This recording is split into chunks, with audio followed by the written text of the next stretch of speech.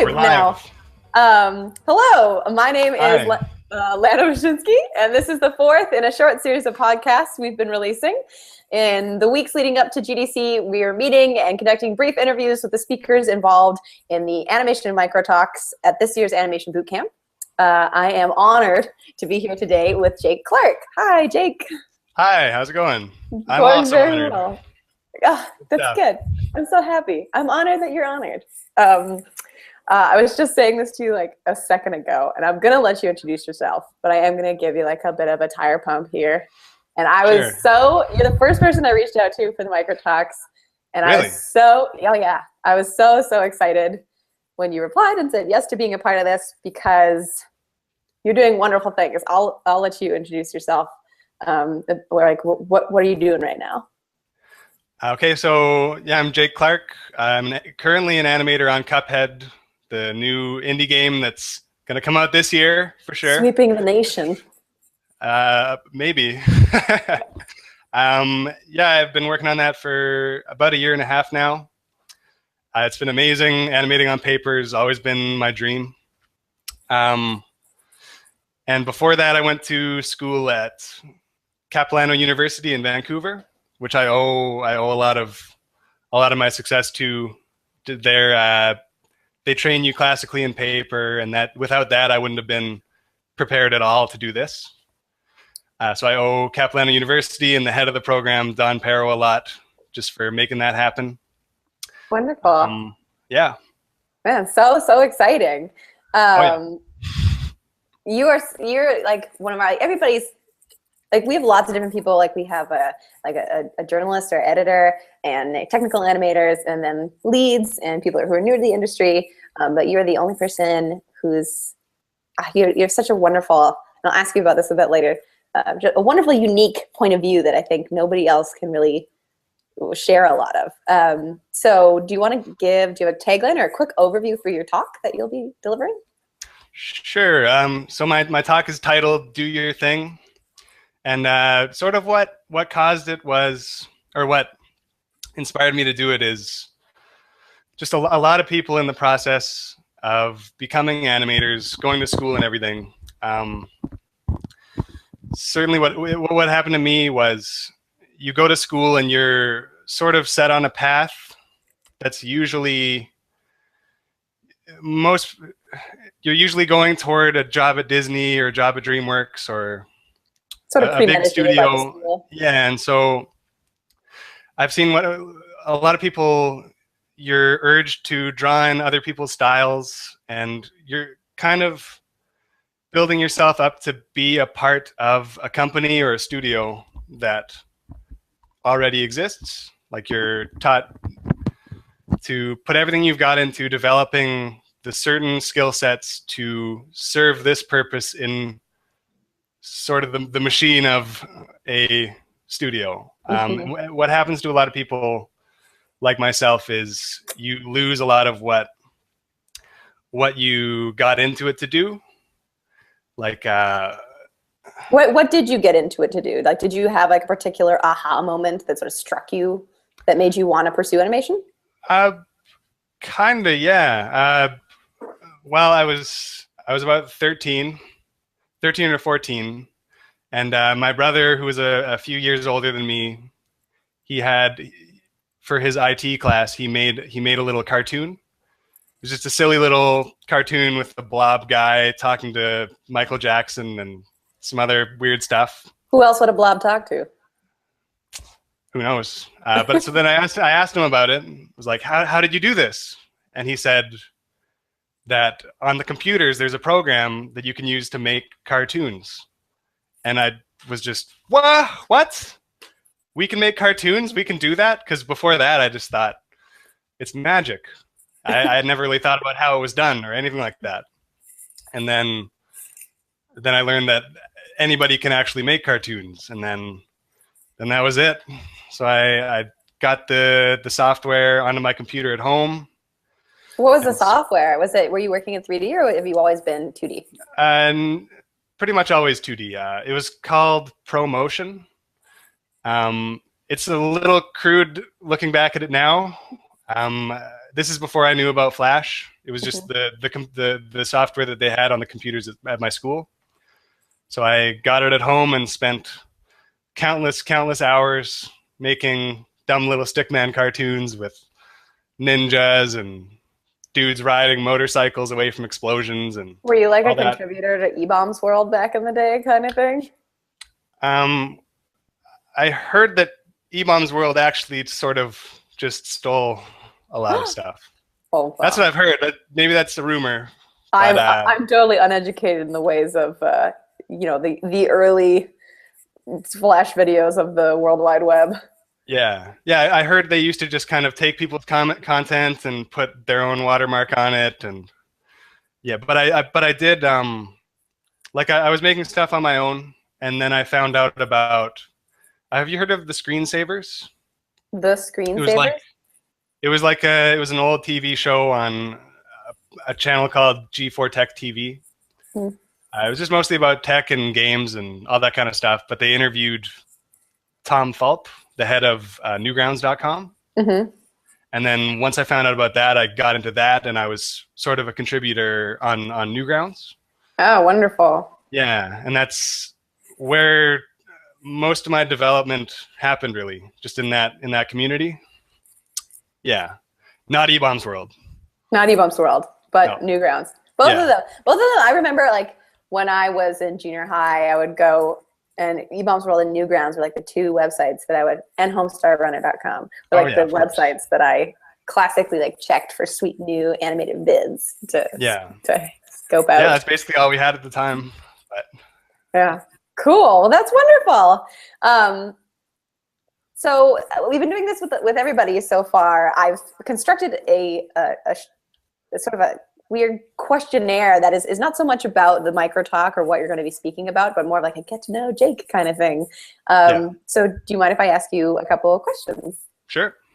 Fantastic. So you've obviously wanted to do this, and you have been doing this, I guess, for a long time. But if you could do anything other than what you're doing right now, what would it be? I think it would be music production. Really? Or, yeah, like just growing up, I mean, throughout my life, I've always sort of made music in my head, just kind of coming up with beats in my head, and I've always really loved music. Maybe even more than animation. Wow. Do you play music as well? Poorly. I haven't really put in as much time as I should have, and I'm getting into it a lot more now. Just kind of scoring little cartoons and slowly learning piano and that kind of stuff. But yeah, that's just another dream of mine, is make albums of music and tour and all that. Yeah. Beautiful. I've always thought the two are kind of closely connected, because both of them, you need that good timing. yeah. And just a lot of the stuff applies, so just like contrast in like an animation, there's contrast in movement and shapes and all these things. And in music, there's contrast in the different sounds and rhythms and stuff like that. Very interesting. I have a twin sister, actually, and I'm an animator, and she's actually a sound engineer. So we sort of we're living both of your lives. Yeah. Sweet. Yeah, awesome. So you've never been to GDC before. No. So this will be your first year. It is, unless you volunteer. Yep. Yeah, which I volunteered for a long time. It's the best experience. Oh, good strategy. Yeah. So having never been before, what are you most excited about for the Game Developers Conference this year? Well, I'm just crazy excited for the whole thing, but particularly I haven't met in person a lot of the people I'm actually working with on Cuphead. Like, and so Chad and Jared are going to be there, the main two guys behind the game, and a couple of the other team members. So I'll meet up with them there, and we'll hang out for the first time. So that'll be cool. Amazing. Other than that, just really getting to see all the other indie games that are being made and meet a lot of people, and VR I'm really excited for too. Yeah. Do you have any like expectations of what you think the conference is like, just out of curiosity? Not really. Like, I've been to a lot of just nerdy conventions, anime cons and game con kind of things. I imagine sort of like that, but just a lot more professional conferences and a lot more, and it'll be a lot more sort of cutting edge. Like it's all the new games, all the new technology, but super excited. Oh my God.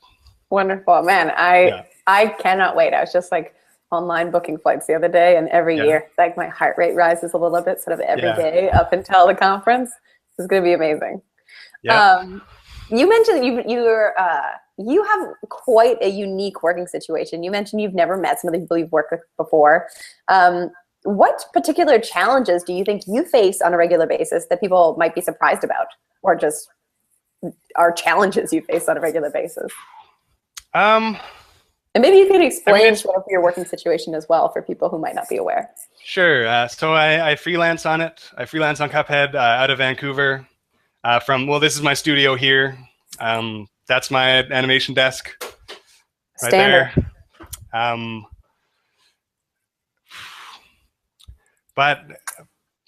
So I work, the whole team is totally scattered. Jared is in Regina. Chad is in I think it's called Oakville or Oakland, just outside of Toronto. Okay.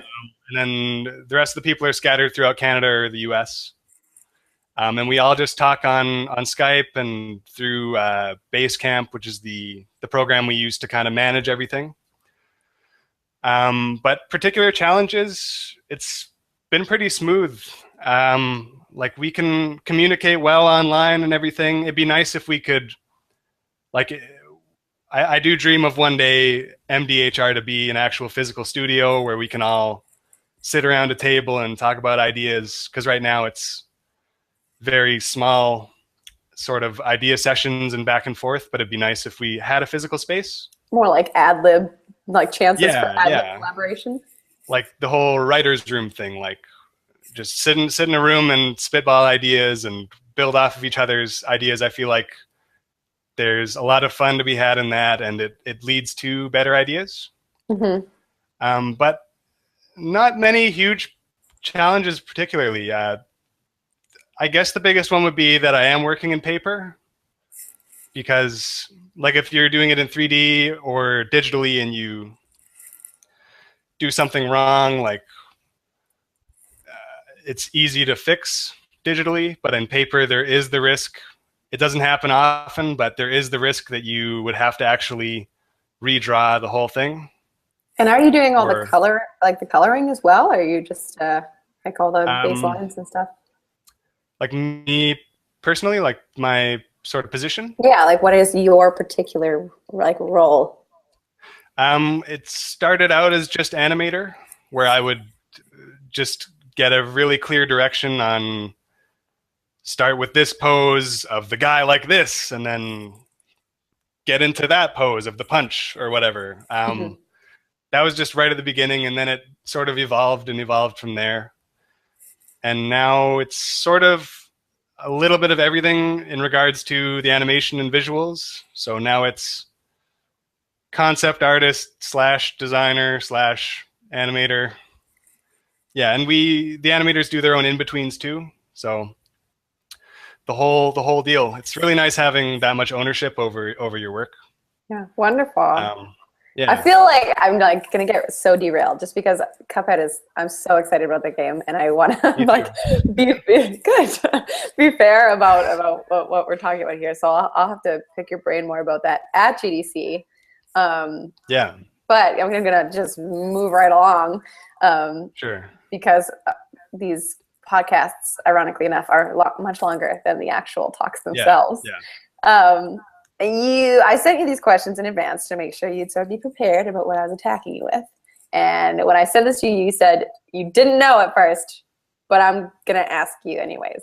Do you have a favorite piece of video game or animation jargon that you use on a regular basis? Maybe pop, like poppy, poppin'. Like not like the bad way. Like that animation has a lot of pop, or it could be used in a good or bad way. Like this animation needs more pop, or no, that's bad. That pops. Yeah. Cool. I'm just gonna pick pop. It's good. It's so funny. I think that's a final answer. I think that's funny because like every time I hear like, oh, that's gotta pop, it's like, oh, it's because the knee is locking out. But obviously that's not a problem you generally run. You're not like accidentally hyperextending your knees in your animation. Or I guess you're doing like Blizzard 3D animation, eh? Yes. Which is very, very much smooth and flowing, and popping's no good there. But like butter. Oh yeah, like butter. But before Cuphead, I worked on Breadwinners at Titmouse. It's not that well known. It's like it's a Nickelodeon kids show. But the animation is very poppy. It's very pose A, pop right into pose B with a little overshoot kind of thing. But making it read. Yeah. But so sometimes pop's good, sometimes it's bad. Yeah. Beautiful. So what would you hope that people take away from our micro talks? From everybody's micro talks, like as a whole, from the whole micro talk. You can talk about from yours as well as from everybody's. Well, from mine, I guess I'd say I hope that it is at least a little bit inspirational / motivational in terms of people sort of pursuing what they would love to pursue, like the old cliche, follow your dreams kind of thing, like go for exactly what you want to do with your life. Yeah, that's sort of the main takeaway. Just kind of anything is possible. What do you want to do the most? And go toward that. That's the main thing. Wonderful. I think that's going to be really great, because I know we have like a lot of people who are actually still studying, or they're very new to the industry, and they like you mentioned earlier, like schools kind of want to box you in because it's like a catch-all. So I think that'll be a good lesson to reinforce. Yeah, for sure. And just people, I guess I'd say anybody going to a talk like this, they're sort of looking for something, or if you have everything totally figured out and your job is amazing and you're just the best person ever, then maybe you don't need to go to this workshop. But if you're there, I assume that you need something, whether it's motivation, inspiration, or just some piece of knowledge that you've been lacking. And I just hope everybody gets what they're looking for at the talks. Wonderful, lovely. I'm just going to double check your email here about the questions I should next. I think the next one was on the list. So I guess we just have like sort of one kind of silly question that I love asking. It's from a buddy of mine's podcast that he used to do. They used to ask all their guests this, and it's ridiculous, but it is amazing, in my personal opinion. So if you could have any useless, like truly useless superpower, what would you choose? Maybe keeping coffee the perfect temperature always. Oh. Have it never ever drop even a degree below perfect coffee temperature. I feel like you know what I'm saying? Oh, that is the bane of my existence. When I get a coffee, I get a coffee in the morning at work, and then I'll do that thing where I'll just zone out for a while. But it was like, I knew it was like a good pot of coffee, because sometimes they make it, it's just like, what's the word? Primordial, like it's gross. And it's like, I know it's a cup of coffee and I'm making it so perfect, and then I zone out. I feel like I blink, and then I'm like, it's been an hour and I know it's cold. And I would take that superpower so fast. Oh yeah. Although I guess maybe that's too useful. No, everybody would get a lot of crime with that. You couldn't fight crime with perfectly temperatured coffee. I think if you splash a bad guy with perfect temperature coffee, it would hurt though. You could take somebody out. Well, it depends. Right in the eyes. It depends on your perfect temperature of coffee. If you like it scalding, then yeah, that's quite a Just weapon. But if you scalding. All right, you're right. This lukewarm water, get out.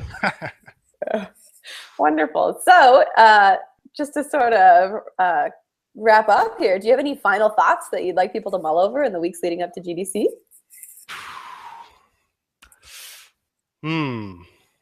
It's sort of what I mentioned before, is just think about what you would love to do, really. Yeah, what would your dream job be? And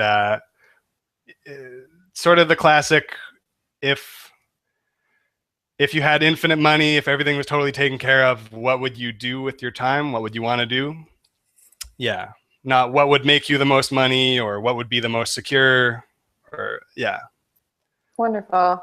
Perfect. Well, thank you so much for chatting with me this afternoon. Thank you. And yeah, thanks for putting together the whole microtalk thing and reaching out to everybody and putting it together. Wonderful. Thank you. I'm very excited about it. I can't wait to hear your talk at GDC, and I guess we'll see you there. Sweet. Sounds good. Thanks. Bye. See ya.